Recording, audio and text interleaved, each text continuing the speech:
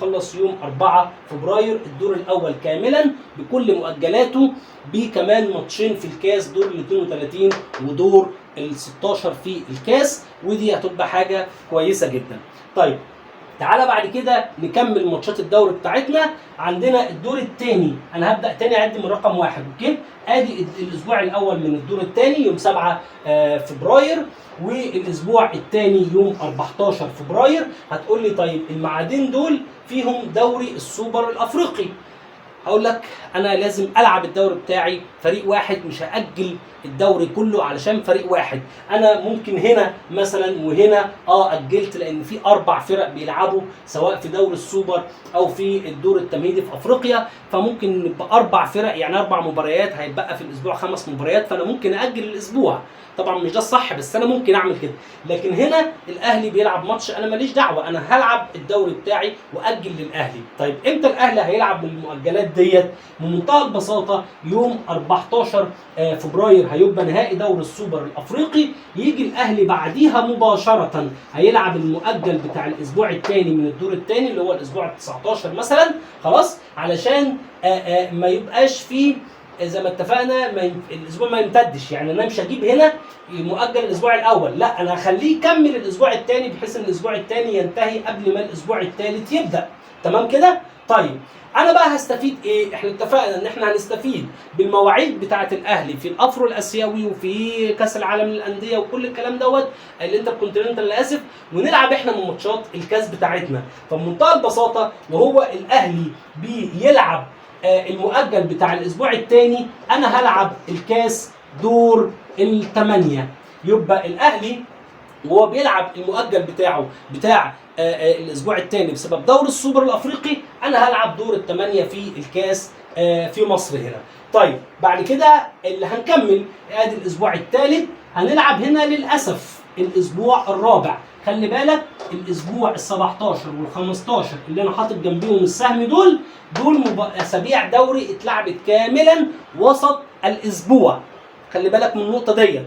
طيب واللي انا بحط لك جنبيه نجمه معناها ان الاسبوع ده في عدد من المباريات المؤجله. كان عندنا الاسبوع الرابع والسادس والثامن، دول اللي هيتلعب فيهم مباريات مؤجله. هنا نفس النظام، الاسبوع الاول من الدور الثاني فيه مباراه مؤجله، فعندنا 4 اسابيع كده بقى فيهم مباريات مؤجله تتلعب بعدين. لكن لو اسبوع انا بداته بدري لفريق هيشارك عنده ماتش يوم الجمعه والسبت في ميعاد الاسبوع بتاع الدوري، رايح يلعب في بطوله خارجيه ولعب بدري قبل ما يسافر، ده مش اسبوع فيه ماتشات مؤجله ولا حاجه. ولو حتى هيروح ويجي يلعب قبل الاسبوع اللي بعديه، فده برضو اسبوع بالنسبه لي ما عندوش مشكله خالص وما فيهوش مباريات مؤجله. تمام؟ فاحنا كده وصلنا للاسبوع الرابع، وادي الاسبوع الخامس. طيب الاهلي بقى ومباراته المؤجله الاسبوع الاول اهو، ادي مؤجل الاسبوع الاول للاهلي اللي هو الماتش ده. تمام؟ طيب وهو الاهلي بيلعب مباراته المؤجله من الاسبوع الاول من الدور الثاني، هنلعب احنا كاس مصر دور الاربعه. فيبقى احنا حطينا المواعيد والاهلي بيلعب ماتشات الكاس، ويبقى احنا خلصنا دور الاربعه في الكاس، وده هيبقى حاجه كويسه. وهنأجل طبعا النهائي للكوارتر الاخير، لان طبيعي ان نهائي الكاس يبقى في اخر الموسم. يبقى كده احنا قدرنا نوصل لليوم ده للاسبوع الخامس من الدور الثاني من غير اي مباريات مؤجله، وكمان ملعوب معانا دور الاربعه في الكاس. تمام؟ بعد كده عندنا يوم الثلاث يوم 7 مارس، ده الاسبوع السادس من الدوري، وهنا عندنا الاسبوع السابع من الدوري، وهنا الاسبوع الثامن. وخلي بالك ان الاسبوع ده كمان اتلعب وسط الاسبوع، يبقى احنا عندنا 4 اسابيع كان فيهم مباريات مؤجله، و4 اسابيع هيتلعبوا وسط الاسبوع، وحوالي 4 اسابيع هيبدا بدري او هيتاخر بدري. تمام؟ فده ما عنديش فيه مشكله كده. يبقى احنا عندنا مشكله في 8 اسابيع، 4 فيهم مباريات مؤجله و4 هيتلعبوا في وسط الاسبوع. اللي هيتلعبوا في وسط الاسبوع هيتلعبوا كاملا، يعني مش هيبقى فيهم مؤجل ولا حاجه. بس زي ما بقول لك انا الافضل بالنسبه لي والصح واللي انا نفسي فيه ان المباريات تبقى في نهايه الاسبوع. طيب كده احنا وصلنا ما قبل الاجنده الدوليه والماتش ده اللي هو فيه تصفيات كاس عالم في يوم 21 مارس. احنا لعبنا 8 اسابيع من الدور الثاني بمؤجلاتهم بدور الاربعه في كاس مصر. تعالى بقى لاخر كوارترين، ودول صعبين حقيقه جدا جدا جدا. يعني انت هنا بتتكلم ان احنا فاضل لنا 9 اسابيع من الدوري علشان يخلصوا في الكوارتر ده. ده معناه ان احنا تقريبا مش هنوقف، هنلعب فقط لا غير. يعني هنا ادي الاسبوع التاسع، الاسبوع العاشر، الاسبوع ال11، ال12 و13، وهنلعب هنا الاسبوع ال14، 15 و16، وهنا الاسبوع ال17. وحقيقه في غلطه، بس معلش انا اسف، وهي ان احنا مش هنخلي الميعاد ده الاسبوع ال17 للاسف. احنا ده اللي هنخليه الاسبوع ال17، وده هنخليه ميعاد مؤجل احتياطي. لو انت حضرتك فاكر زي ما اتفقنا ان لازم الاسبوع اللي قبل نهايه الدوري مباشره يبقى في ميعاد فاضي لمؤجل احتياطي لاي ظروف تحصل. طبعا هنا في المشكله ايه؟ المشكله والافضل ان انا لازم انهي الدوري يوم الجمعه. يعني كل الماتشات تبقى يوم الجمعه الساعه 5، ده ميعاد، او يوم السبت بالكتير، يعني برضو يوم اجازه في مصر. لكن ان انا انهي في وسط الاسبوع دي حاجه مش حلوه، بس الظروف اقتضت برضو ان احنا هنعملها بالشكل ده. طيب تعالى كده نشوف الدنيا هتمشي ازاي في المؤجلات. يعني هنا مفيش مؤجلات، طب هنا بقى الاسبوع التاسع والعاشر وال12 وال13، يعني الدنيا فيها صعبة شوية، وهيبقى فيها ضغوطات كتيرة جدا على الأندية اللي مكملة في البطولات الإفريقية في دور الثمانية أو دور الأربعة وما بعد كده.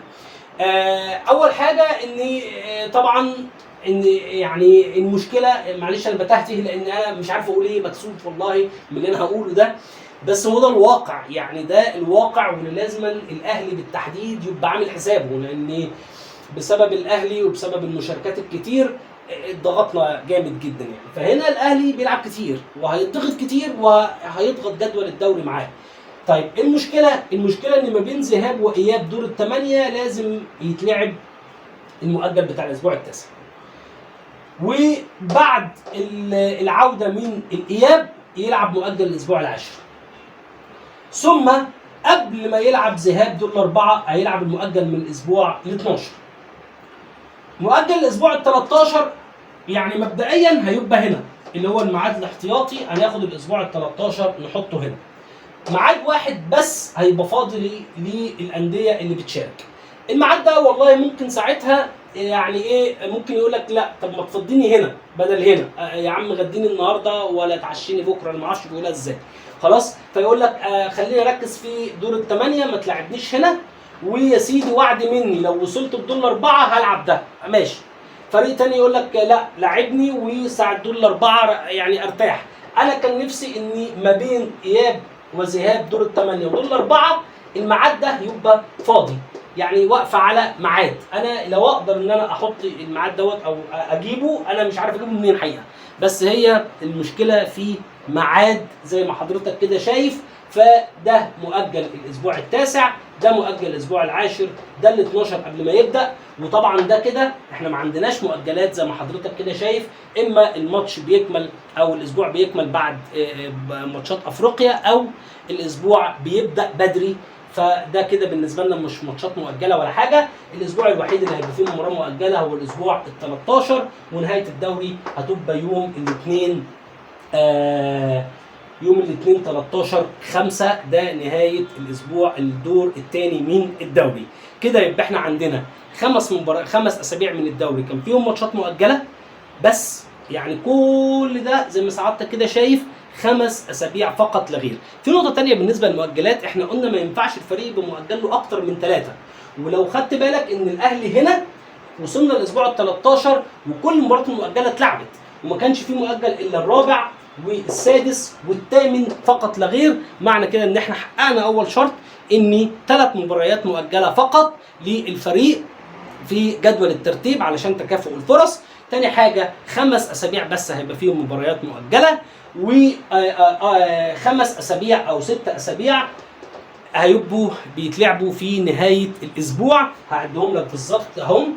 خلاص دول زي ما حضرتك كده شايف 1 2 3 4 5 6 7، فيبقى عندنا 7 اسابيع هيتلعبوا في وسط الاسبوع، 5 اسابيع هيبقى فيهم مباريات مؤجله، في المجمل 12 من 34، يعني تقريبا الثلث، يعني تقريبا 65% من اسابيع الدوري بشكل منتظم، و35% اما فيهم مؤجلات او هيتلعبوا في وسط الاسبوع. كده احنا وصلنا لنهايه الدوري، فاضل اخر 3 اسابيع اللي هيبقى فيهم نهائي الكونفدراليه ذهاب واياب، ونهائي دوري الابطال، وكمان عندنا نهائي كاس الرابطه ونهائي كاس مصر.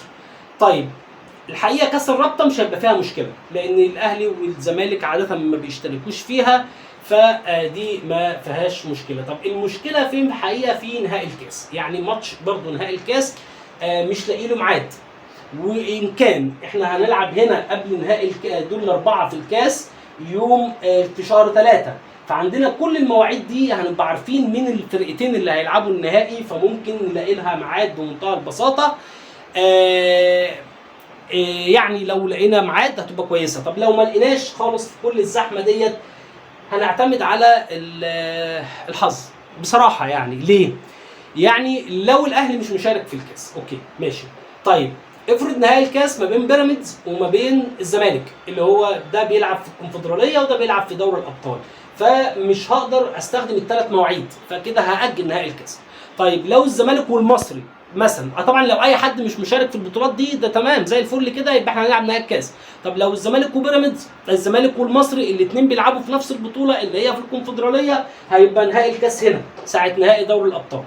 طيب لو بيراميدز هو اللي وصل نهائي الكاس والزمالك والمصري ما وصلوش نهائي الكاس، هيبقى نهائي الكاس هنا يوم 16/5 خلاص. لكن الحظ هيبقى وحش معانا، ويعني هيعاند معانا لو بيراميدز من جهه وصل النهائي والجهه الثانيه الزمالك او المصري، فكده هيبقى في حد هيتظلم في ميعاد نهائي الكاس. دي الحاجه الوحيده اللي فاضله. نتمنى من الله يعني طبعا بالتوفيق لكل الفرق، لكن نتمنى من الله ان هي تتحل من عنده في ميعاد نهائي الكاس. خلي بالك في مواعيد هنا احنا سيبناها، يعني في ميعاد مثلا هنا مؤجل الاسبوع الثامن من الاهلي، ما انا ممكن العب دور الثمانيه هنا، والعب هنا دور الاربعه في الكاس، والعب هنا نهائي الكاس، يعني ممكن اعمل كده خلاص. بس مش حلو ان انا العب نهائي الكاس بدري قوي، يعني نهائي الكاس الافضل ان هو يتلعب في الكوارتر الاخير، والافضل ان هو يبقى بعد اسبوع من نهايه الدوري. ده اللي احنا بنتمنى له او يعني عايزين نوصل له. فساعتها يعني هنشوف نهائي الكاس ده ممكن يتلعب امتى او يتلعب ازاي. طيب ده كده المواعيد بتاعه الدوري، وزي ما اتفقنا هيتلعب بالشكل ده. اكتر فريق طبعا هيلعب من غير راحه تقريبا هو الاهلي، بعديه الزمالك، ثم بيراميدز والمصري، ثم بقيه الفرق تقريبا عدد ماتشاتها واحد، اللهم الا سيراميكا كليوباترا اللي عنده كاس السوبر المصري.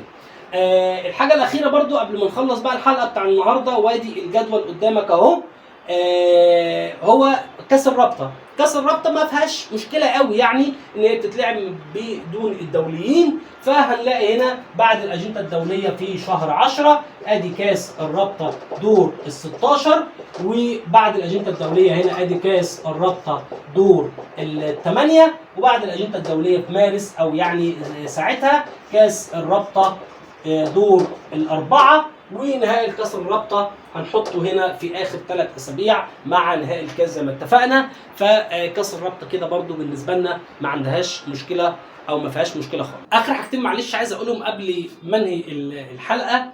الحاجه الاولانيه ان دوري السوبر، او احنا عاملين الموسم ده ب 34 اسبوع في الدوري علشان دوري السوبر الافريقي يا دوب كان 3 مواعيد واللي استخدمناهم في الكاس. لكن لو دوري السوبر الافريقي هيبقى زي السنه اللي فاتت 21 يوم الاهلي يروح، او 28 يوم، او هيتلعب 16 فريق، كل ما يزيد عدد ماتشات دوري السوبر لازم زي ما رابطه الانديه قالت الدور الثاني يبقى بشكل مختصر. يعني الدور الثاني يتلعب 10 فرق يلعبوا على البطوله و8 فرق يلعبوا على الهبوط. ده الصح، لان ده هيوفر لنا على الاقل 7 ايام في او 7 مواعيد اللي هم هيروحوا في دوري السوبر الافريقي، وبالتالي ده الواقع بالنسبه لنا اول ما الاتحاد الافريقي يقرر دوري السوبر ازاي، احنا نعرف الدوري بتاعنا هيتلعب ازاي على طول. لو دوري السوبر هيبقى كبير نقلل ماتشات الدوري، لو دوري السوبر هيبقى مختصر نلعب ماتشات الدوري بتاعتنا كلها مفيش مشكله. وان كنت انا افضل حتى لو دوري السوبر صغير، انا شايف ان الموسم اللي جاي يبقى استثنائي ويبقى الدور الثاني مختصر. والحاجة التانية والأهم ودي اللي هنتكلم فيها من الحلقة اللي جاية، شكل المسابقات بقى في الأطروحة بتاعتنا والصح يبقى عامل ازاي. من ضمنها ان لازم يبقى الدوري 16 فريق مش 18. فعلشان كده بقول لك الموسم اللي جاي استثناء باستثناء، خلي الدور الثاني صغير، خد 8 فرق بس ينافسوا على الدوري و10 فرق ينافسوا على الهبوط، يهبط منهم 5 ويطلع قصادهم 3، فيبقى انت ضربت كل العصافير بحجر واحد، قللت عدد الدوري عدد الماتشات، وقللت بعد كده عدد الفرق في الدوري ال 16 علشان المواسم اللي بعديها تبقى منتظمه بشكل افضل. الحاجه الثانيه كاس الرابطه. كاس الرابطه احنا بنلعبها بدون اللاعيبه الدوليين. الموسم اللي جاي ده وبسبب الارتباطات دي احنا ممكن نلعب كاس الرابطه برضو استغلالا للمواعيد بتاعه النادي الاهلي ومؤجلاته وكل الكلام ده، نقدر نستغل المواعيد دي ونخلي كاس الرابطه يتلعب باللاعيبه الدوليين، وده هيدي لها قوه اكتر. وخاصه ان كاس الرابطه هم كل اللي بنحتاجه 3 مواعيد فقط لا غير، والرابع النهائي بيبقى في الكوارتر الاخير. وبالتالي احنا المواعيد دي عندنا زي ما قلت لك من شويه، هنا الاهلي كان بيلعب مؤجل لوحده ممكن نستغلها. ساعة دوري السوبر في ميعاد انا سايبه فاضي اهو كله ممكن نستغلها. ساعة الماتشات المؤجلة بسبب كاس السوبر المصري، او ساعة الاهلي في الانتر كونتيننتال ده برضو ممكن نستغلها. فممكن ال3 مواعيد دور ال16 وال8 وال4 لكاس الرابطة يتلعبوا بيه الدوليين استغلالا للمؤجلات بتاعة النادي الاهلي. كده احنا وصلنا للشكل النهائي للدوري بتاع الموسم اللي جاي. موسم صعب ودوري صعب وخاصة على الأهلي بسبب مشاركاته، لكن إن شاء الله موسم هيطلع أفضل من الوضع اللي احنا فيه ده. وأكد تاني لو كاس دوري السوبر الأفريقي كبير لازم الدوري يقل، لأن احنا ساعتها ممكن بقى نخلص الدوري وعليه خير، يعني بعد ما الأهلي يرجع من أمريكا في كاس العالم في نص شهر 7، فالدوري يخلص برضو كالعادة لنص شهر 8 زي الوضع اللي احنا فيه ده. فلازم كل الناس تضحي ويغلبوا المصلحة والدوري يتلعب بالشكل ده. انا خلصت الحلقة بتاعت النهاردة وال3 حلقات اللي فاتوا، سواء الشكل بتاع الرزنامة والوضع اللي احنا فيه والموسم الجاي يتلعب ازاي. من الحلقات اللي جاية ان شاء الله الاطروحة بقى اللي انا اصلا شغال عليها بقالي سنين، الشكل الجديد للمسابقات عامة وللرزنامة وللجدول اللي قدامك، هيبقى فيه اختلافات كتيرة جدا. استنونا في الحلقات اللي جاية، حلقات مهمة. وما تنساش تعمل لايك وسبسكرايب وشير. السلام عليكم.